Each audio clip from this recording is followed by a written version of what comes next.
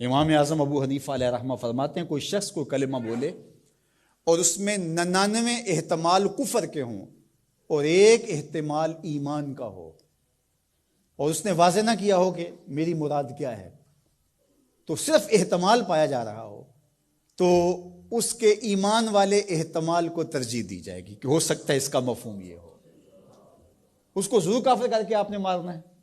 تو یہ جلد باز مفتی جو ہوتے ہیں، بلکہ وہ آج کل اصطلاح چلتی ہے فیس بک کی مفتی اور نابالغ مفتی، فتوے کو بھی کم از کم کوئی پختہ عمر آدمی ہو تو وہ فتویٰ دینا شروع کرے۔ یہ اتنے جو ہے وہ جو فتویٰ دینا شروع کر دیتے ہیں، پھر ان کے فتوے کی مشین گن ایسے چلتی ہے کہ پھر کسی کو معافی نہیں کرتے۔ یہ بھی غلو ہے، یعنی صحیح فتوے کو بھی قبول نہ کرنا، یہ بھی غلو ہے۔ اور دوسرا یہ ہے کہ بس تم فتویٰ دینے پہ تلو اور دیکھو نہ کہ وہ کیا کہہ رہا ہے اور ایک دم فتویٰ جڑ دو، تو یہ بھی غلو ہے۔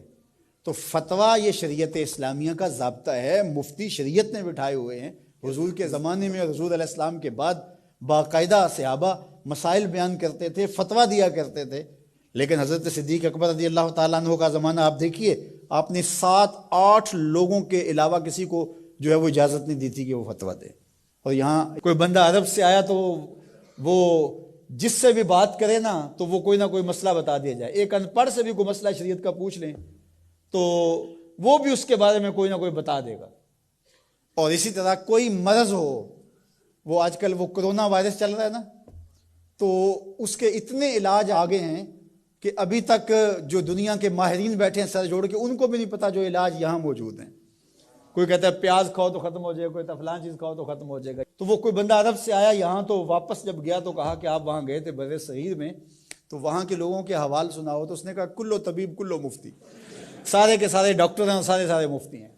فتویٰ بھی ہر بندہ دیتا ہے اور ہر بندہ جو ہے وہ کوئی نہ کوئی نسخہ بھی بتا دیتا ہے۔ میں ایک دن لڑکوں کو بتا رہا تھا کہ میں شوگر کی وجہ سے، وہ ظاہر ہے یہ ایک ایسا مرض ہے کہ جو ظاہر ضرور ہو جاتا ہے، کہیں چائے ہو تو جی یا اس میں چینی نہ ڈالنا، یہ چیز نہ دینا، تو پتہ چل جاتا ہے شوگر ہے۔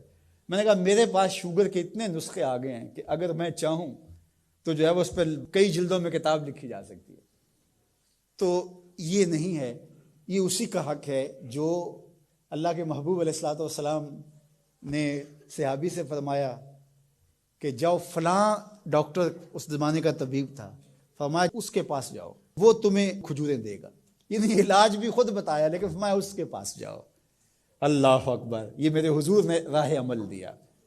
اور اگر میرے حضور اس کے پاس نہ بھیجتے، کسی ڈاکٹر کی دکان ہی نہ چلتی، کسی حکیم کا کاروبار ہی نہ چلتا، تو تم میڈیکل سٹور سے لے کر دوائی نہیں کھا سکتے، تمہیں ڈاکٹر اور طبیب کے پاس جا کے جو ہے وہ لینا پڑے گا۔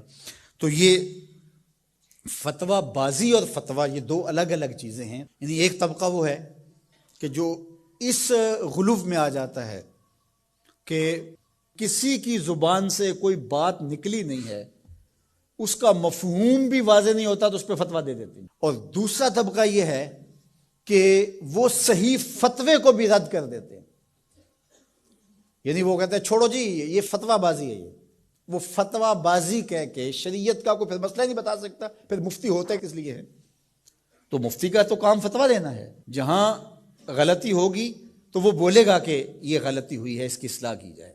افراط و تفرید کے یہ دو راستے ہیں کہ کچھ لوگوں نے شریعت کو اتنا آسان لے لیا، اتنا سہل لے لیا کہ جو مرضی کرتے رہو، اور وہ کیا کہتے ہیں جی دین میں کوئی جبر نہیں ہے، اور آیت کیا پڑھتے ہیں لا اکراہ فی الدین، دین میں کوئی جبر نہیں، حالانکہ اس کا یہ مفہوم ہی نہیں ہے جو لوگ لے رہے ہیں۔ اس کا مفہوم یہ ہے، قرآن کی پوری آیت پڑھیں، لا اکراہ فی الدین قد تبین الرشد من الغی، کہ حق اور باطل واضح ہو گیا، یہ کفر ہے یہ اسلام ہے، تو جب واضح ہو گیا تو کوئی جبر نہیں، کوئی اسلام لانا چاہتا ہے تو لے آئے۔ بندوق رکھ کے کسی کی گردن پہ یا تلوار رکھ کے نہیں کہا جائے گا کہ تو کلمہ پڑھ ورنہ تجھے کاٹ دوں گا، یعنی جبرن کسی کو مسلمان نہیں کیا جائے گا۔ قد تبین الرشد من الغی، حق اور باطل کے راستے واضح ہو گئے۔ لیکن اس کا یہ مفہوم لوگوں نے لے لیا کہ دین میں کوئی جبر نہیں ہے، مطلب کیا کہ جو مرضی کرتا پھرے۔ میاں جب تم اسلام لے آئے ہو تو پھر اسلام کی پابندیاں تو تمہیں قبول کرنی پڑیں گی۔ تم کسی بھی ملک میں جاتے ہو تو اس کے قوانین کیا تم وہاں فالو نہیں کرتے ہو؟ اگر نہیں کرو گے تو چالان ہوگا یا نہیں ہوگا؟ جب آپ نہیں گئے تھے تو آپ پابند نہیں تھے، آپ کسی کالج میں، یونیورسٹی میں، کسی ادارے میں آپ داخلہ ہی نہیں لیتے تو آپ کو کوئی پوچھے گا ہی نہیں۔ جب داخلہ لے لیا تو پھر اگر لیٹ آئے تو پھر بھی سرزنش ہوگی، وقت سے پہلے چلے گئے پھر بھی پکڑ ہوگی، اس لیے کہ اب تم داخل ہو۔